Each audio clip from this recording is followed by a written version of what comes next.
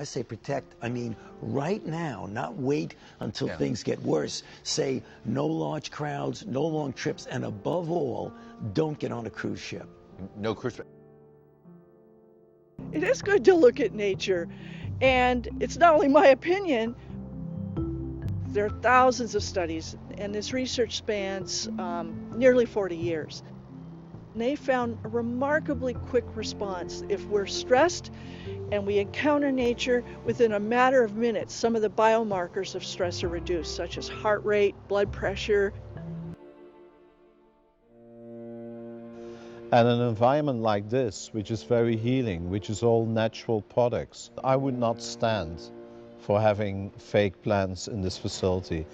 This all has to be a connectivity to nature.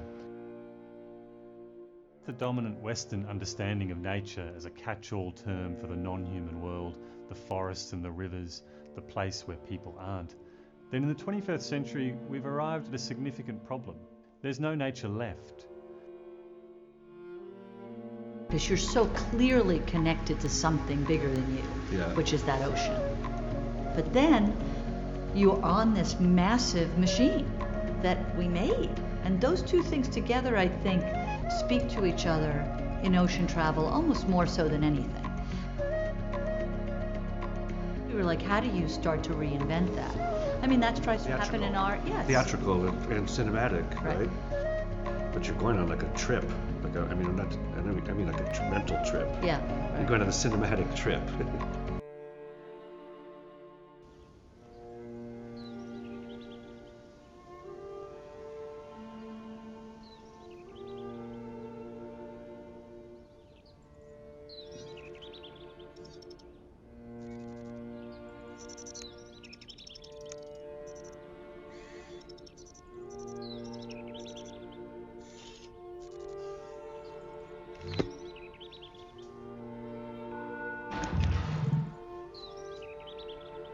Dr. Anastaline?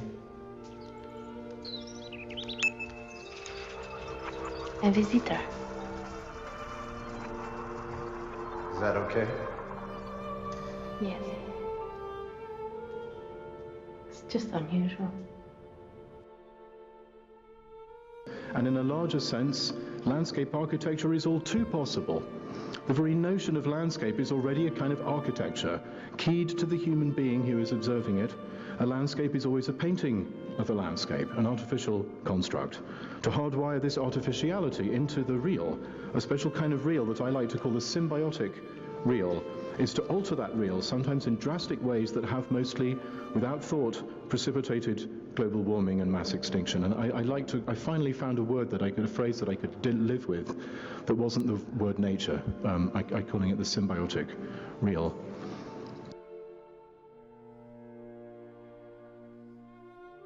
This woodland pattern is quite popular, sir. Perhaps because it duplicates Earth so well. Coming here almost makes me feel human myself. I couldn't believe these simulations could be this real. Much of it is real, sir.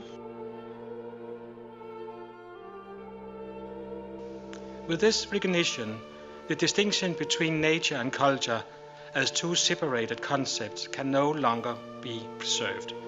The two are woven into each other.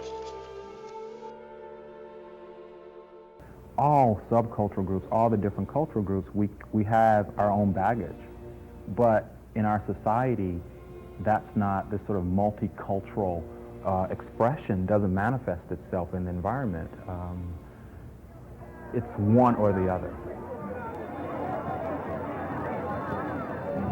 One or the other. A new place with a new history.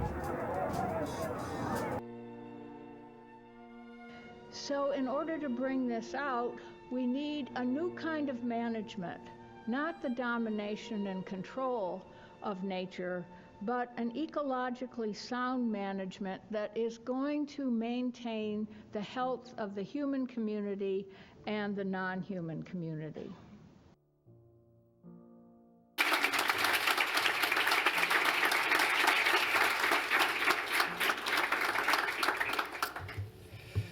Thank you, Anita, for that introduction.